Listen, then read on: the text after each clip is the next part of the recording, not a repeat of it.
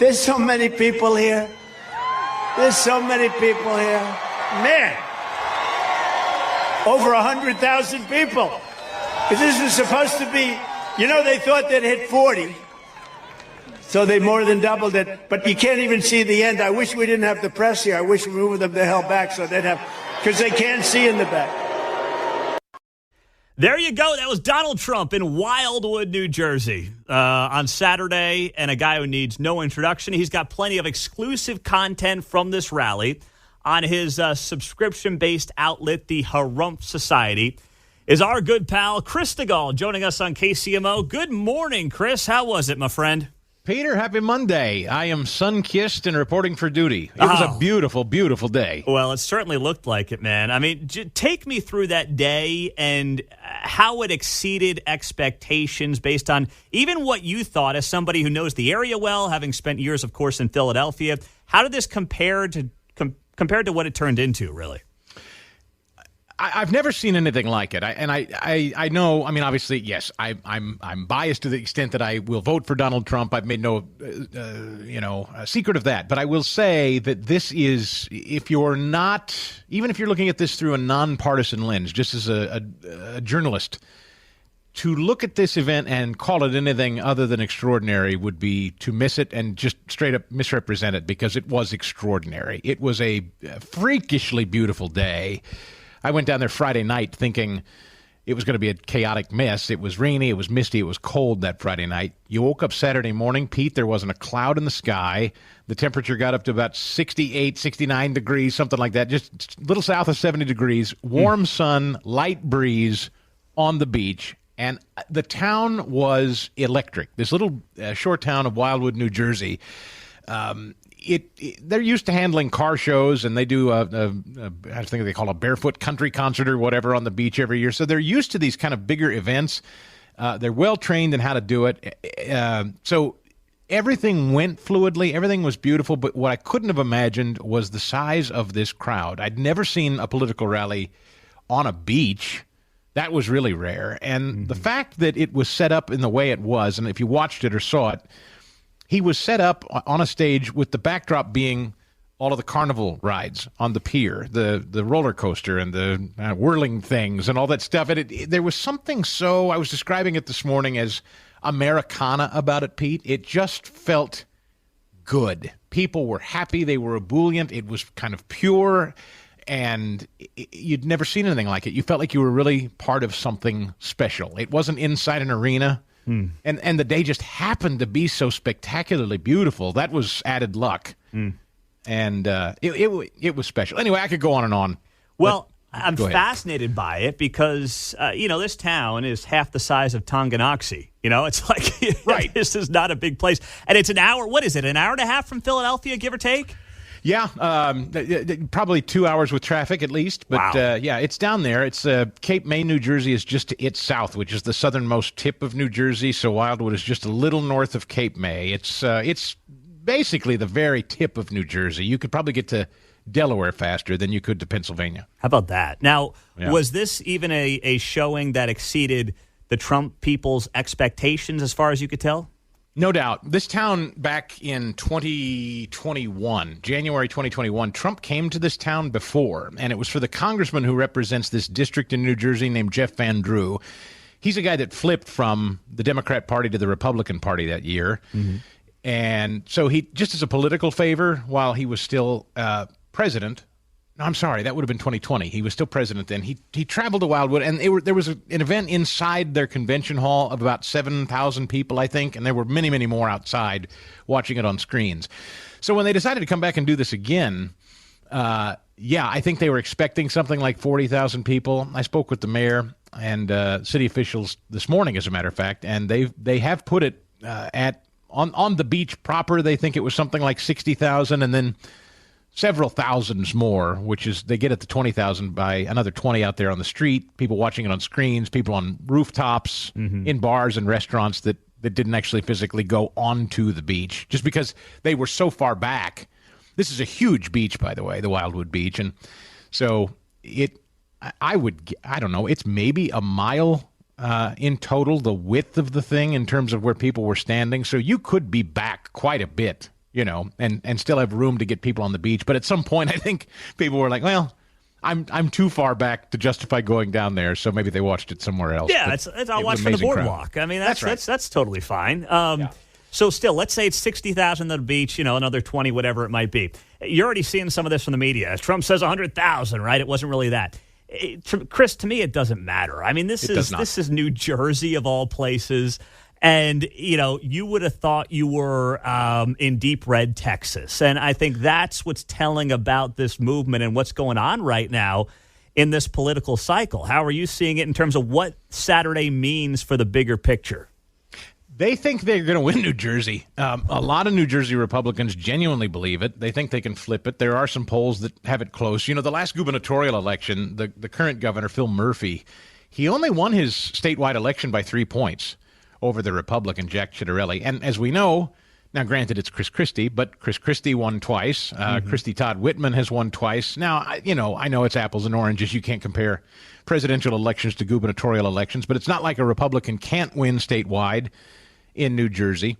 South Jersey is deep red. I mean, the problem is the population center, as you know, is in North Jersey around the New York area. So it's just like so many other states, more rural shore communities in southern New Jersey are deep, deep red. It's Trump country. That's where Kellyanne Conway comes from. So if you cut New Jersey in half from about central south, it's very conservative, actually. A lot of people don't know that. But to the north of New York, it's it's not. And so that's the difference. Yeah. Unfortunately, know it all too well as the old stomping grounds. No, you're right about that. So then what happens, if they think they can flip New Jersey? They're not going to spend a lot of resources there, are they, though? It's still going to be in the heavy swing states, and maybe if they flip New Jersey, I mean, you're talking then about 350-plus electoral votes for this guy. Yeah, I mean, I don't know if they really believe that or not, but I mean, you've seen I'm sure you've been talking about it this morning, the new New York Times in a college poll that Trump's leading in, this is just as much for Pennsylvania. I mean, when you go to Wildwood, this plays to the Philadelphia media market. So there was a lot of Philadelphia media there. They were mindful of that, too. And right now, according to this poll, Trump is leading 3 points in Pennsylvania and every swing state but Wisconsin where they're tied. So, we don't put a lot of stock in polls here. You know that. But it's clear that on every major issue, save abortion, Trump is running away on the issues. And So I think people in New Jersey feel every bit as optimistic. I will tell you the moment, though. Here's the moment that the takeaway moment if you were there. And I have this video at the Harumph Society if people want to watch it. I got more calls about this morning, too. Pete, when Trump Force One ascends it's coming from the south, up the shoreline, up the coast, to fly directly over these gathered people on the beach. And just as it gets over the crowd, it tips its left wing, and Trump, the big gold letters Trump across his plane, glint in the sun, and it roars overhead. The place went nuts. And do you know the number of people that said they started to tear up? It was so emotional to people. And I had people that saw that video at the Harumph Society and said they felt emotional just watching it on the video. And I think it's because it represents something bigger and more powerful than just somebody walking through a crowd. It's a real symbol, it's strength. It projects strength and freedom. It's bigger than any one of us, and it's a symbol of hope and help and freedom. It's like a flyover at a football game almost. He represents that to people, and it was special. It was really, sincerely, we've covered a lot of this, you and me, over the years, and I've never seen anything quite like it. And, of course, you've been in the thick of it, being, right there and spending many years in Pennsylvania and doing your show in Philadelphia. So, you've been at ground zero for it. Did I see something that you bumped into the big guy as well on Saturday? Is that right? I did. So I'm back. I did get a chance. They were nice enough to invite us back. I got a nice up-close front. I wasn't planning on this. We didn't know, and they didn't tell me. But when I got there to check in, they had a nice reserved seat up front. I got a front row seat, Pete. I've never been given a front row seat to anything. Yeah. I never. And I was like, seriously? There was my name taped on the chair. And I was, okay. Well, so I thought that was, cool. All right, I got a nice view, and I've got a lot of nice vantage point videos and pictures. But, then they came over. The Secret Service came over, and my name was on a list. Never want to be in a Secret Service list generally, but they invited me back and put me in line next to Lawrence Taylor. Oh, I saw LT was there. So I'm standing in line talking to LT, and get this, Pete, he's smoking a cigar. Oh, and I look at him, I go, you smoking a cigar? He goes, I never go anywhere without a cigar. I go, well, I wished I'd known, because I didn't think you could even do that here. And I was like, I forget who I'm talking to. It's Lawrence Taylor. Of course he can. Oh, that's great. Well, I saw he was fired up the crowd, man, and listen, I know the guy's had some troubles in his life, but you want to get that place pretty lit. You get Lawrence Taylor in the mix, and they're going to be just happy. He said, I voted Democrat my whole life. He said, but since I met this guy, and he turns around and points to Trump, he said, I'll never vote Democrat again. And the crowd roars, and he says, nobody in my family's ever going to vote Democrat again. And the whole crowd roars. But yeah, I got a chance to sneak back there and snap a picture with the big guy. And the thing I'll say about this is, I don't care what you think of Donald Trump. Here's what's remarkable about the guy. He had been watching the presentation on stage from his plane prior. I didn't even know he could do that. But, they have people that speak well ahead of him speaking. Yeah. Local dignitaries and stuff. He watches all that from his plane while he's flying to it. And I was sitting next to a retired police chief of a community in New Jersey. And she gave about 3 minutes worth of remarks 2 hours before he spoke. He came out, and when he spoke, he looked down at in our direction where this police chief was sitting next to me, and he pointed at her and he said, you did a fantastic job. Great remarks. Thank you for your service. And he just took a brief moment during his speech and pointed to her and said that was 2 hours earlier. Also, when I was backstage, he remembered, and I'm not in a stupid, like somebody told him way, he remembered being on the radio show and doing the interviews with us. And as I was walking away, he goes, come back here, Chris, come back here. Let's get a better picture. He grabs me again and tells his photographer to take some better pictures. And the reason I tell this story is not to be boastful. I say it because this is a guy with all the weight of the world on him. He's literally in court this morning. He remembers people, Pete. He remembers, and he treats people as though they're special and important, and he wants them to be a part of the thing, and he makes people feel good, and he's ebullient, and he laughs, and he tells jokes.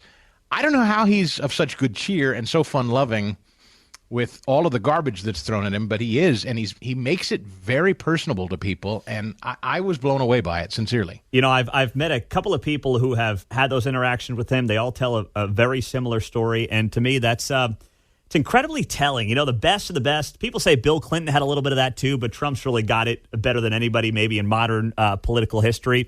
And it's a skill set, Chris, because, I meet somebody and I forget their name 5 minutes later. I mean, I'm terrible at that stuff.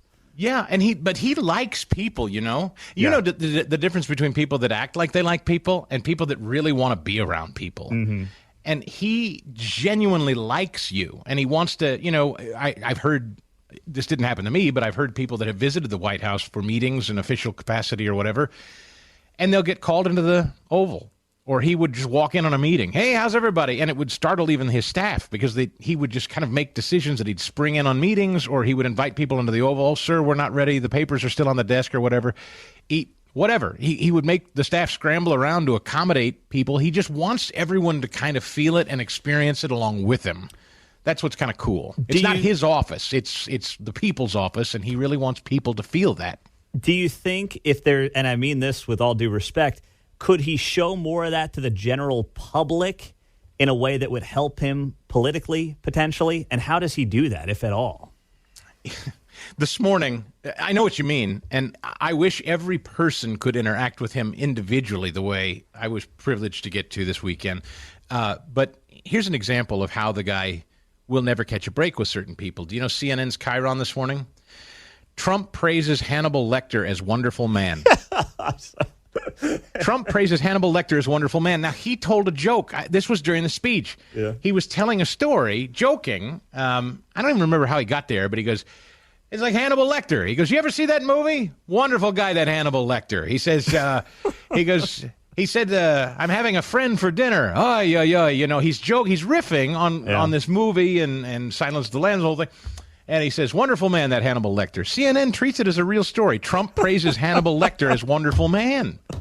So you know what I mean? Like, how do you deal with that? How do you ever combat that? Really? Oh, that's so true. That's so true. Chris, I know you're a busy guy. Thank you for being here. Thank you for sharing that firsthand experience. And we'll be in touch soon, my friend. I know you're doing great work here locally. And you're also, of course, rocking the Harumph Society. People can get all the content there as well, right, at the Harumph Society?